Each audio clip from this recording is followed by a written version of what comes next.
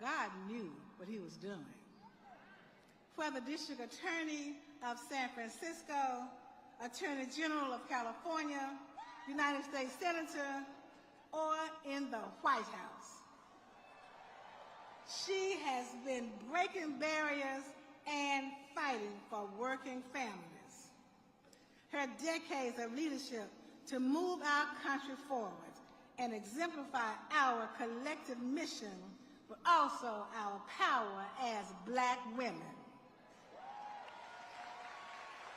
Our God-given power. God knew what he was doing. Whether she was in the White House leading our government or interfacing with foreign leaders across the world, she continues to make us proud. God created a vessel. I have known her for a number of years and have had the great fortune to work alongside her as the Vice Chair of President Biden's Board of Advisors for HBCUs. What I know and what you all have seen is that Vice President Harris is truly bound by the bonds of sisterhood and empowered by a commitment to servant leadership. You know, after God created her and shaped her, he touched her to become a soror.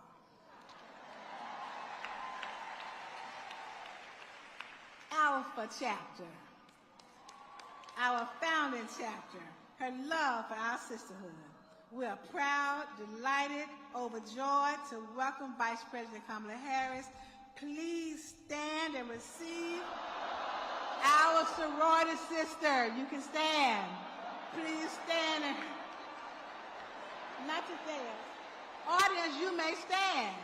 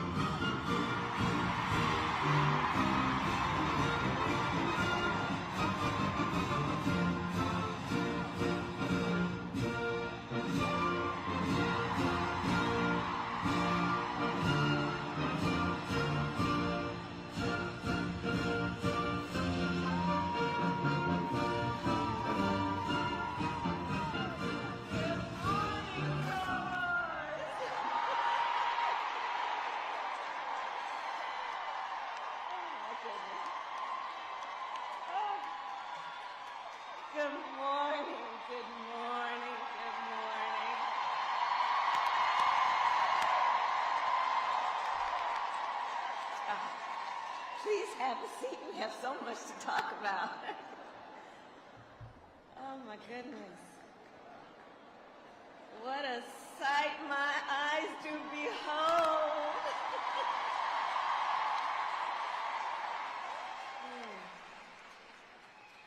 It is so good to be here. I can't even explain how this feels. I can't even explain how this feels.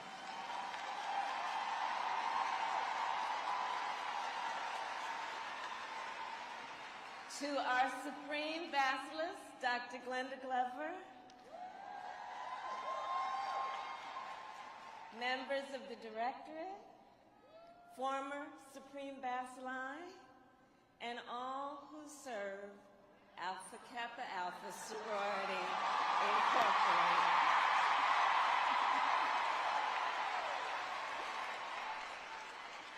Good morning to everyone. Good morning.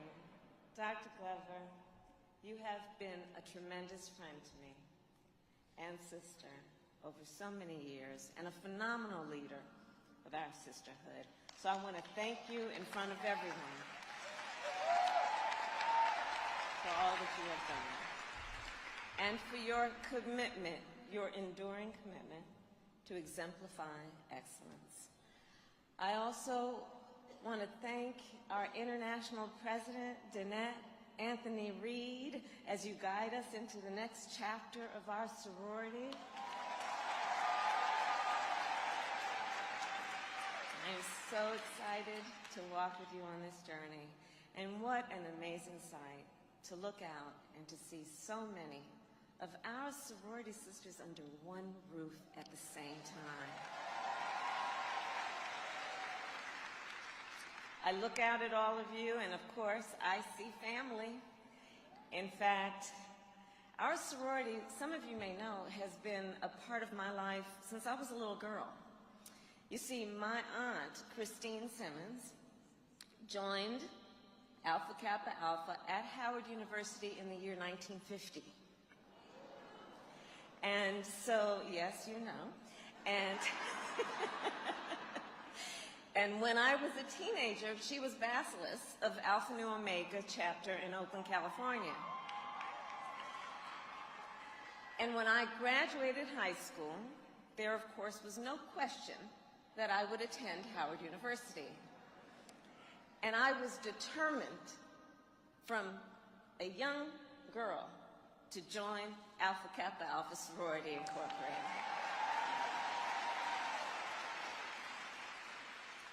And of course, this sisterhood remains a key part of who I am today. In fact, when Auntie Chris was Bacillus, I'll never forget, she hosted one of our revered founders, Miss Norma E. Boyd. And Miss Boyd was in her late 80s at the time, and we had a reception for her.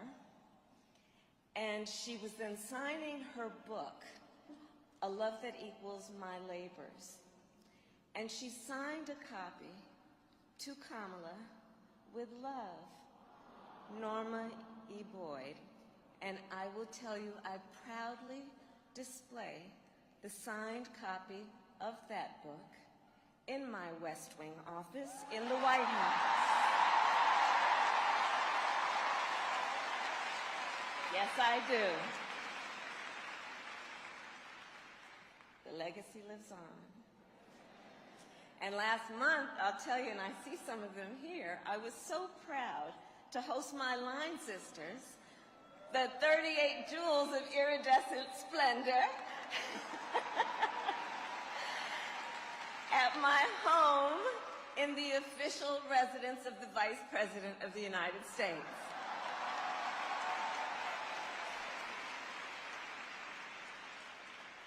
All of that being just one of the thousands of stories of how enduring and lifelong and through the generations our sisterhood is.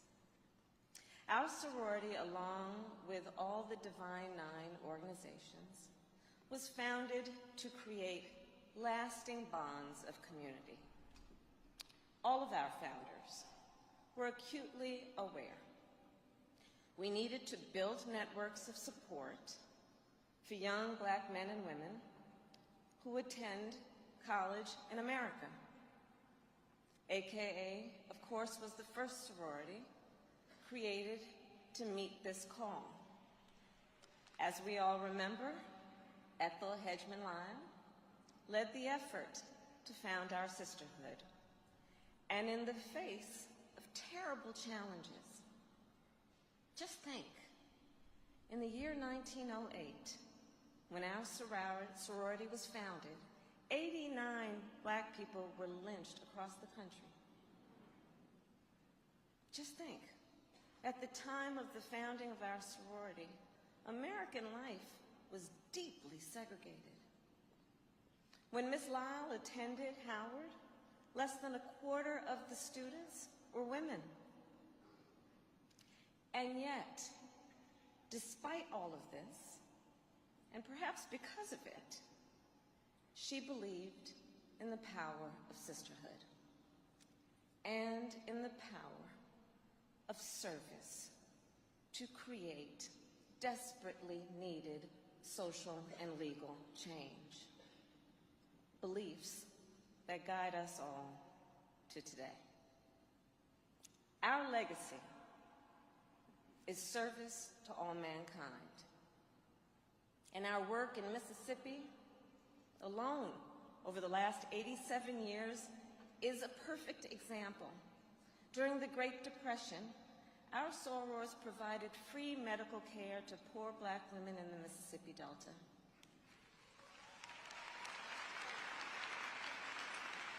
And generations later, many of you here ran vaccination drives in those same communities during the COVID pandemic. It's but one example of so many. You know, recently I was reminded of another example of our long-standing, enduring commitment to service when I was a member of the United States Senate. So, across the street from the United States Senate, in my office, it's in the Hart Building it's called, sits the Library of Congress. And I would visit the Library of Congress from time to time. And one time I visited, and the librarian was very proud to show me an old photograph from the year 1950 of President Truman. He was meeting with representatives from the National Panhellenic Council, which included a member of our sorority, to talk about ending employment discrimination in America. And fast forward to today. There are recent photographs, very recent, of the Divine Nine presidents at the White House while they met with me in the ceremonial office of the Vice President of the United States.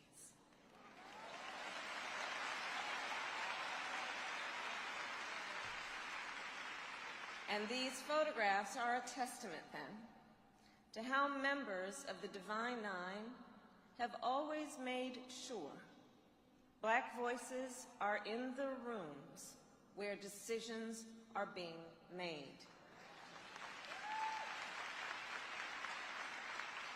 How our advocacy has been the history of moving the highest levels of government into action, and how we will always fight for what our communities need and for the best of who we are as a nation. In the year 2020, our sorority proved this yet again. Our sorority registered more than 250,000 people to vote.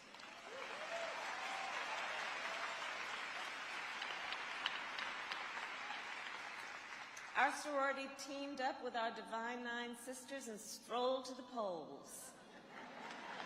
Indeed. And with the entire Divine Nine to combat voter suppression. And I will never forget how, during those long days, you turned out for almost every rally and campaign event. In fact, at one of my events, I was in a hold room in the back, and some folks who were working the event came in and they said, "Ma'am, there are a bunch of ladies out there wearing pink and green, and they'd like to see you." And of course I said, "Well, you bring them in immediately. Those are my sorors."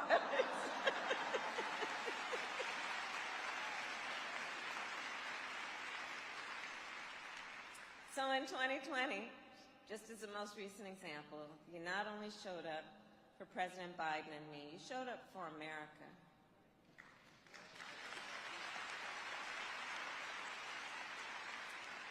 And together, we were joined in our fight for progress, which is part of our legacy. Together, we said we must fight to address the current challenges we face as a nation, and that we are prepared to lead on issues like the Black maternal health crisis in our country.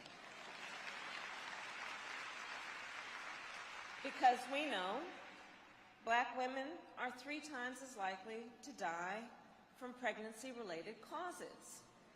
And we know women in rural America are more than 1.5 times more likely to die.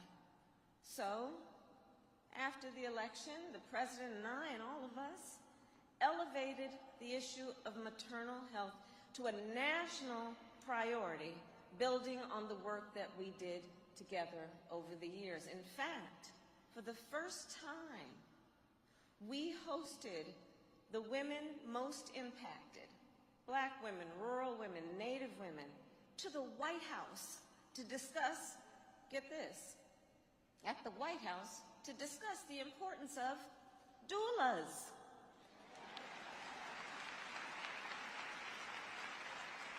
To discuss and speak up and out about the issues of fibroids, postpartum depression, and the barriers to care for women of color and rural women.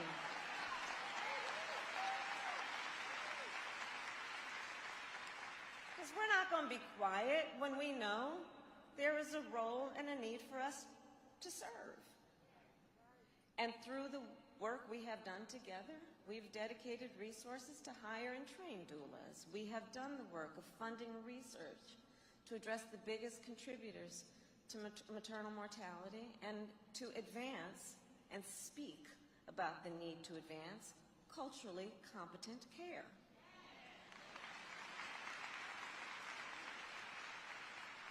Through the work that we did together on this issue, we have now got to the point where we have encouraged, in a positive way, encouraged states, urged them, cajoled them, to understand that Medicaid postpartum coverage should not just be 2 months, it should be 12 months. Because the women who require and count on Medicaid coverage require that after giving birth to a human being, that their needs are recognized for beyond just the first 2 months. And this will benefit over 250,000 women as of today.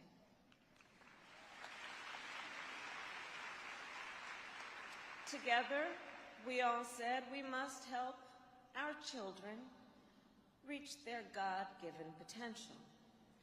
And so, our administration extended the child tax credit, which lifted up nearly 40% of Black children in America out of poverty just last year alone. We recognized working people are struggling, and in particular when it comes to covering the cost of their basic needs, including the cost of raising a child. So we passed a tax cut to give working families a tax cut of up to $8,000 a year, which gives folks more room in their budgets to buy food, medication, and school supplies for their children.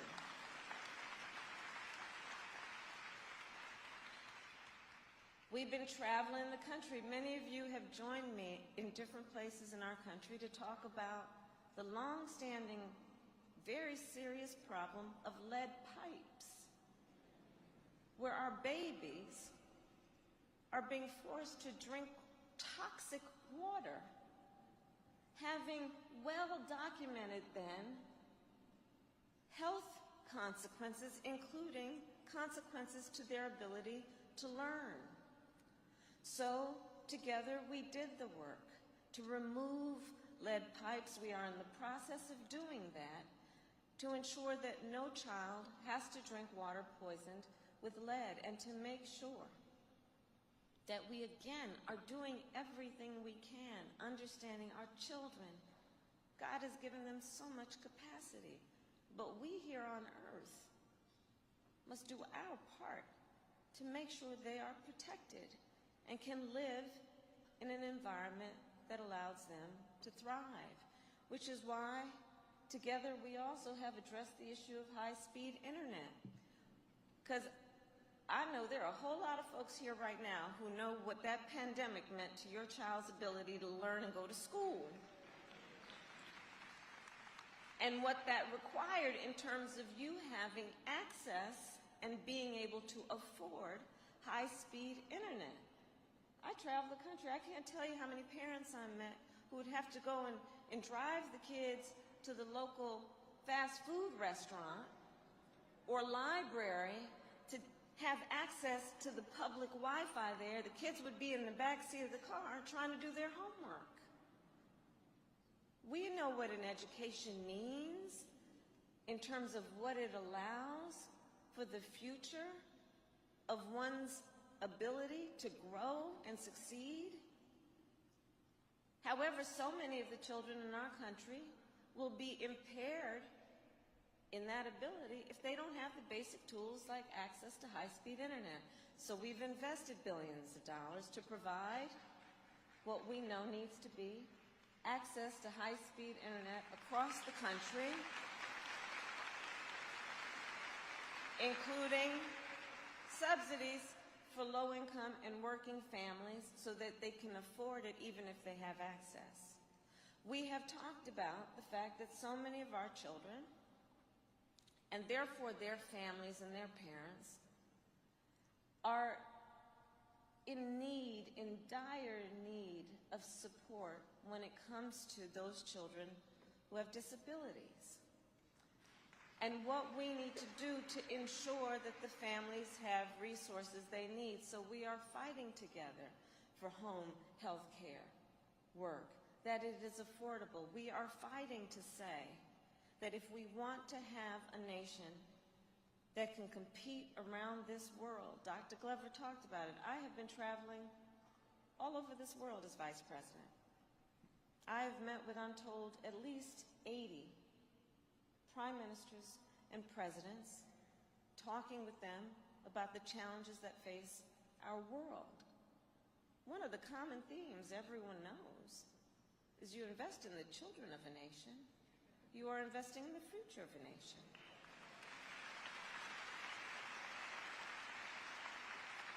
And when we invest in the education of the children of a nation, we are doing the best in terms of ensuring certain outcomes. So together, for example, we all said, let's support some of the most excellent academic institutions in the United States of America, which are referred to as HBCUs.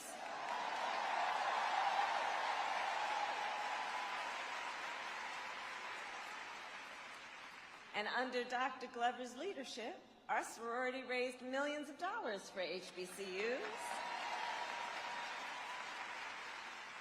And our administration invested an historic $5.8 billion in our HBCUs.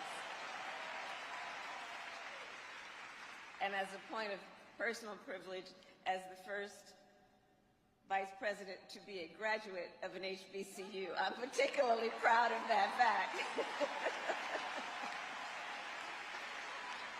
So as we move forward, we know that there is more work to do, and that means to ensure that we have invested in the success of all of the people of our nation. And Dr. Glover, again, I want to thank you for being the vice chair of the White House HBCU initiative, which we can ensure will lead to its success.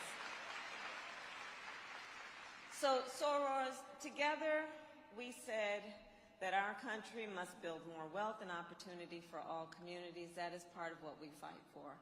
And our administration then invested billions of dollars in minority and women entrepreneurs, knowing there is nothing more important than building the wealth for most Americans, and that means investing in home ownership. This is something the sorority has worked on through the years.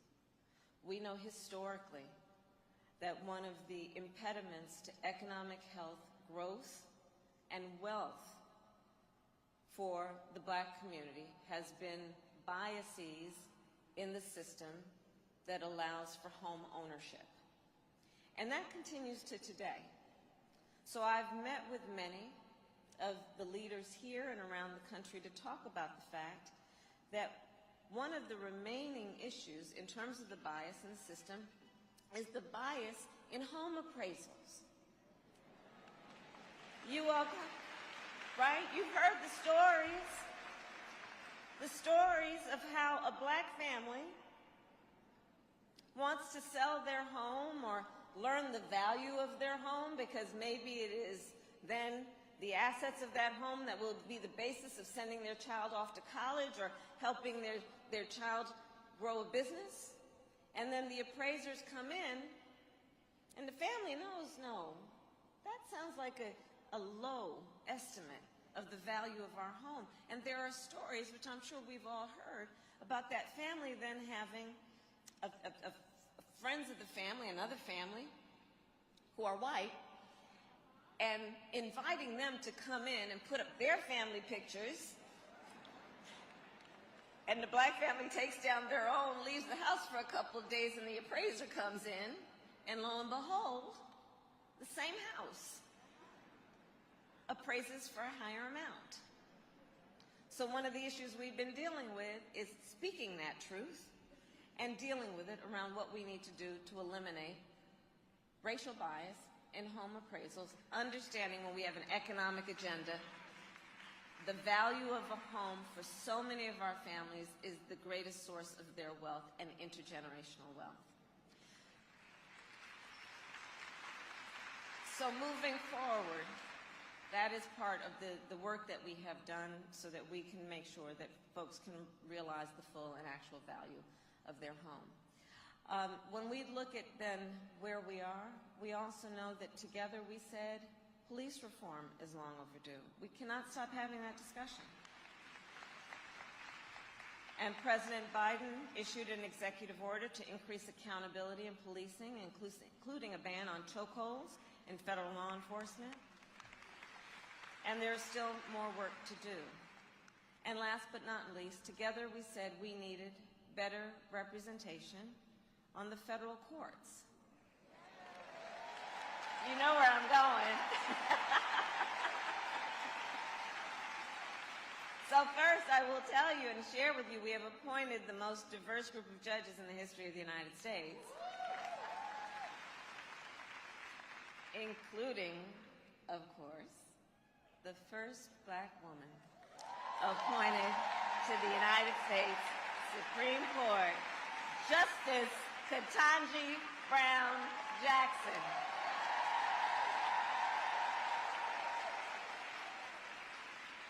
And I was so proud to be a part of that process.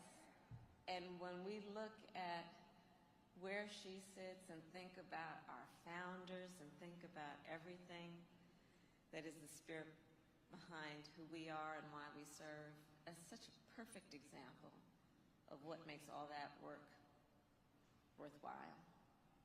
So I say all of this, and I went through that list of accomplishments, because all of this was possible because of your work. And I just want to remind you of that, because this is a group of leaders that is so invested in fighting for the best of our country. This is a group of leaders who know the power of service and the need in the power of service to create needed social and legal change. And so all of that to say, thank you, sorors. Thank you. Because this is the progress that you fought for. And I've not had a chance before today to thank you all in one place for what you have done for the lives of people you may not ever meet and people who may never know your name. This progress is what you stood in line for. And so I'm also here to say we must do it again this November.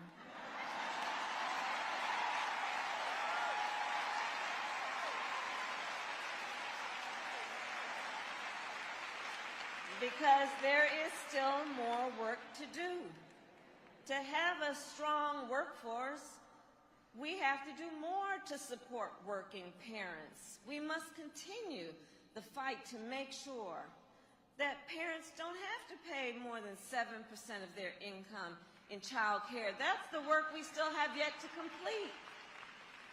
We cannot let up our fight to lower the cost of home health care, including elder care. And we must continue the fight to lower the cost of prescription drugs, including insulin, so that it is no more than $35 a month and not causing people to look at bankruptcy just to take care of their basic health needs. There is more work to do if we want, as a nation, to keep our communities safe from gun violence.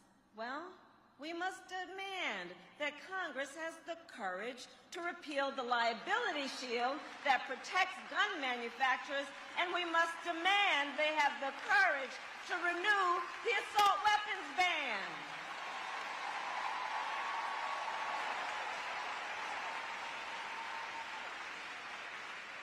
We have lost too many precious lives. I attended the funeral in Buffalo of an 86-year-old grandmother. And you know her story, and if not, I will share with you. She was going to the grocery store after having left her husband, who she'd been caring for, who was in a nursing home. She was just going to buy some groceries. A matriarch of a family. So in Buffalo, in Uvalde, those babies and their teachers. In Highland Park, I went there within 24 hours of that massacre that was supposed to be a parade route. And in communities and cities across our country. Listen, as we applaud, and we must applaud, our President Joe Biden for signing the first federal gun safety bill in 30 years. He signed it. And there is still more work to do to see it through. Especially when in America today, while black people are 13% of America's population, black people are 62% of gun homicide victims. This is our issue. This is our issue in terms of our leadership on this issue of the need for reasonable gun safety laws. It is an issue on which we lead because we know we have so much at stake as leaders in our country. When young black men are 18 times more likely to be victims of gun homicides, we will lead on this issue. And we have more work to do. But I'm here to obviously speak a little truth, a lot of truth. And so in that spirit, the road to get there, to see it through, it's not going to be easy. It's never been easy.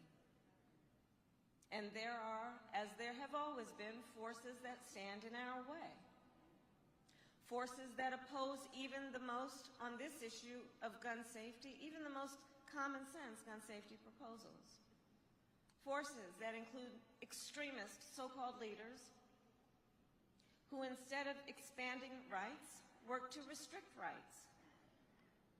These so-called leaders who, after we fought and marched, members of our sorority being among the greatest leaders, fought for the right to vote. These so-called leaders right here in this state and in other places in the country making it more difficult for people to vote. So-called leaders.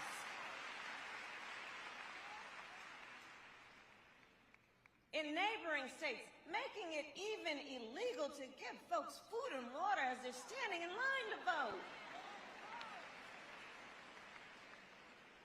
And we know what we need to do. One of the things we need to do is pass the John Lewis Voting Rights Act and the Freedom to Vote Act.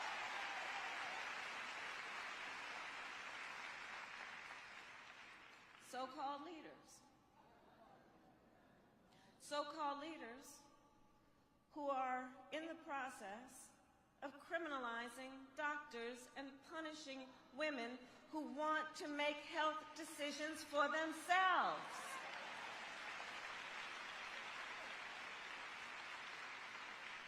So we know what we need to do. We need to continue to fight for a woman's right to make the most intimate, personal decisions for herself with her doctor, with her pastor, with her priest, with her loved ones, but not her government telling her what she's supposed to do.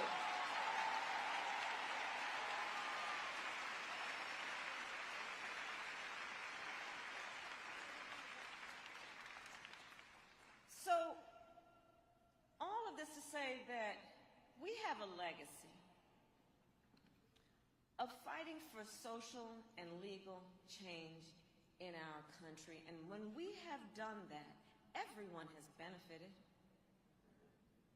When we have fought for social and legal change, it has never been about fighting against something. It's about fighting for something for the benefit of all mankind.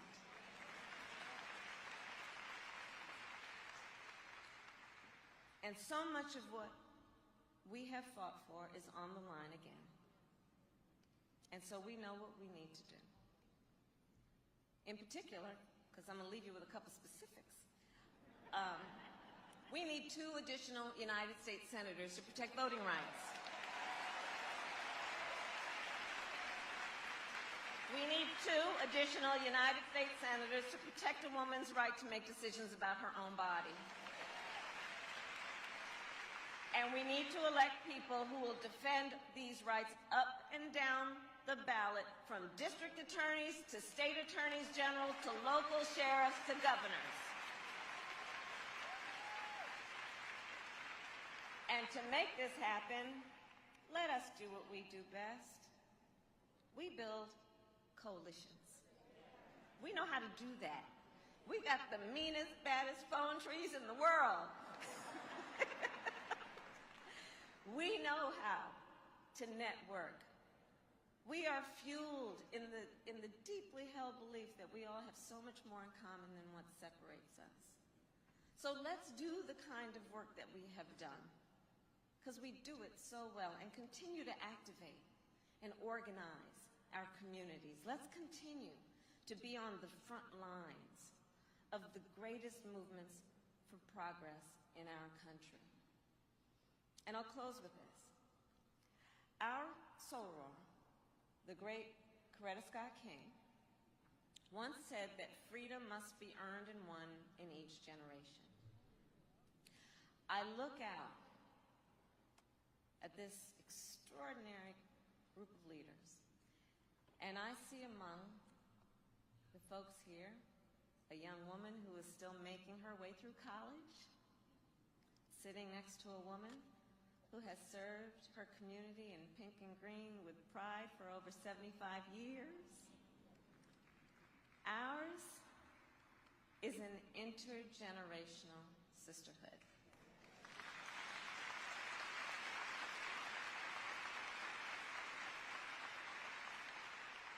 And we live with that knowledge, with the knowledge that we stand on great and broad shoulders, like Norma E. Boyd.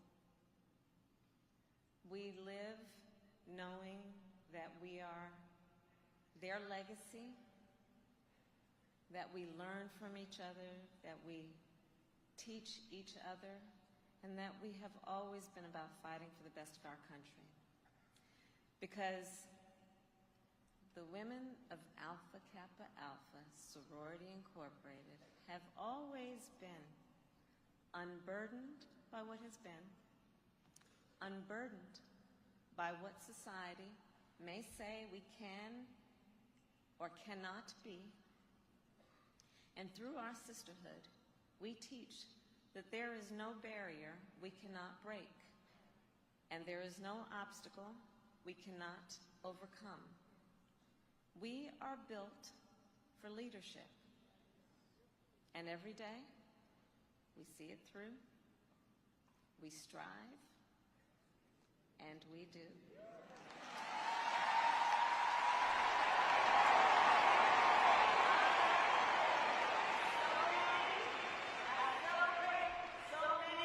And today I honor the first Alpha Kappa Alpha. Thank you all very much.